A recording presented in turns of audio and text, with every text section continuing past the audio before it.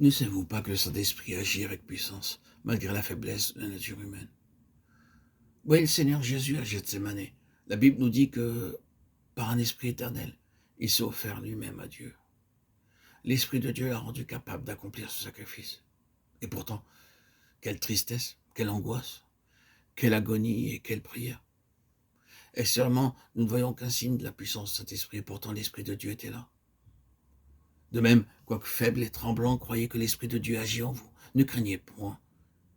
Livrez-vous à lui. Nous avons besoin de l'aide de Dieu pour que dans notre vie journalière, Dieu occupe véritablement la place qui lui revient et soit tout en tout. Si c'est cela que nous voulons pour notre vie entière, commençons aujourd'hui à détourner nos regards de nous-mêmes, de notre moi grossier, de notre ego, et à regarder à Dieu.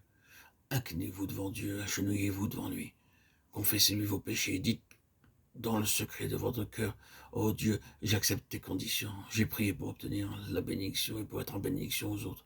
J'accepte tes conditions et je me consacre à toi entièrement. Vous pouvez ne rien éprouver, vous pouvez ne pas le réaliser, mais Dieu prendra possession de vous si vous confiez en lui.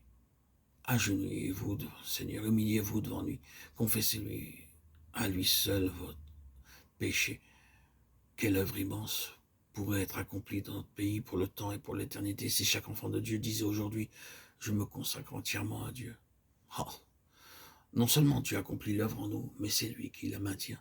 Beaucoup de gens disent « J'ai souvent été ému à une réunion ou à une convention, je me suis consacré à Dieu ». Mais cela n'a pas duré. Mais quand Dieu a commencé son œuvre en nous, quand Dieu a accepté notre consécration, c'est Dieu lui-même qui nous garde et nous soutient. Croyez-vous cela?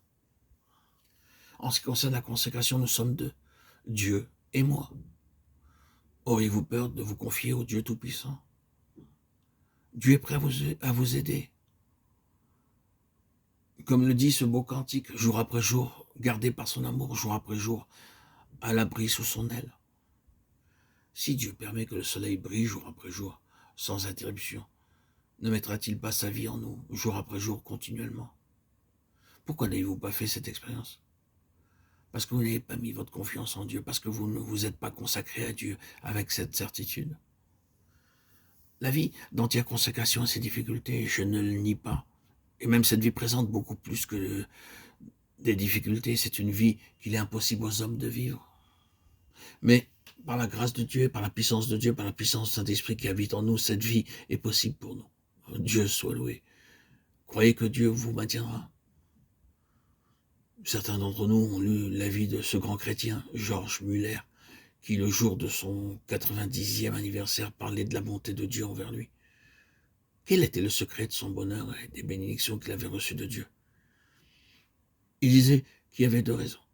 La première, c'est que par la grâce de Dieu, il avait pu conserver une conscience pure, jour après jour.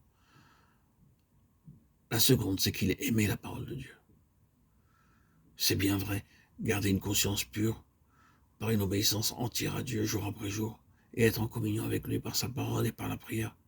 Voilà ce qu'est une vie d'entière consécration.